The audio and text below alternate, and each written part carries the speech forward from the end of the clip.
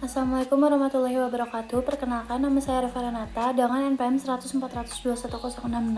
Saya merupakan mahasiswa Fakultas Hukum Unisba angkatan 21. Di sini saya akan memenuhi tugas dari mata kuliah Kapita Selekta Hukum Bisnis kelas A. Saya akan membahas mengenai vintage. Vintage merupakan singkatan dari finansial teknologi yang dapat diartikan sebagai teknologi keuangan, yaitu pemanfaatan perkembangan teknologi informasi untuk meningkatkan layanan di industri keuangan. Ada 4 jenis vintage. Yang pertama, ada peer-to-peer lending, yang kedua ada crowdfunding, yang ketiga payment gateway, dan yang keempat ada manajemen risiko dan investasi. Di sini saya akan membahas mengenai payment gateway dan isu hukum yang terjadi di masyarakat. Payment gateway atau gerbang pembayaran merupakan platform vintage yang memberikan layanan keuangan berupa metode pembayaran atau transfer antar pengguna. Payment gateway pada vintage ini menghubungkan bisnis e-commerce dengan berbagai bank sehingga antara penjual dan pembeli dapat melakukan transaksi. Bentuk lain dari layanan vintage dalam kategori ini yaitu ada e-wallet atau dompet digital. Contohnya yang sering kita temui seperti Oppo, Dana, GoPay, dan ShopeePay. Contoh kasus hukum atau isu hukum yang terjadi di masyarakat yaitu menimpa salah satu konsumen pada tahun 2020.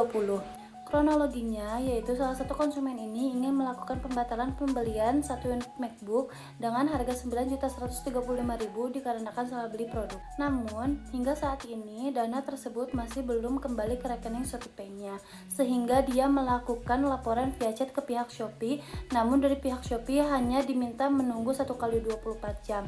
Namun setelah 1x24 jam, dana tersebut masih belum kembali. Lalu dia melakukan komplain via telepon kepada pihak Shopee, namun respon dari pihak Shopee tetap diminta menunggu jawaban via email. Setelah dia menerima email dari Shopee-nya yang menjelaskan bahwa aliran dana yang masuk pada ShopeePay tersebut mendekati batas maksimal sebesar 20 juta per bulan dan pengembalian dana akan dilakukan secara otomatis pada awal bulan berikutnya. Dari email tersebut, pihak Shopee melampirkan link terkait informasi lebih lanjut mengenai permasalahan tersebut. Informasi lengkap yang dia baca pada link yang disertakan di email tersebut menginformasikan bahwa pada aliran dana yang masuk sebesar 20 juta, maka dana akan dikembalikan otomatis di bulan depan. Dari hal ini dapat diperhatikan bahwa aliran ShopeePay konsumen ini baru mendekati dan belum mencapai batas maksimal yang seharusnya masih bisa dikembalikan dalam waktu 1x24 jam. Peraturan terkait dalam kasus tersebut yaitu Peraturan Otoritas Jasa Keuangan Nomor 13/POJK 02 Tahun 2018 tentang Inovasi Keuangan Digital di Sektor Jasa Keuangan. Dilihat dari kasus tersebut bahwa Shopee telah melanggar prinsip dasar perlindungan konsumen sebagaimana yang diatur dalam pasal 31.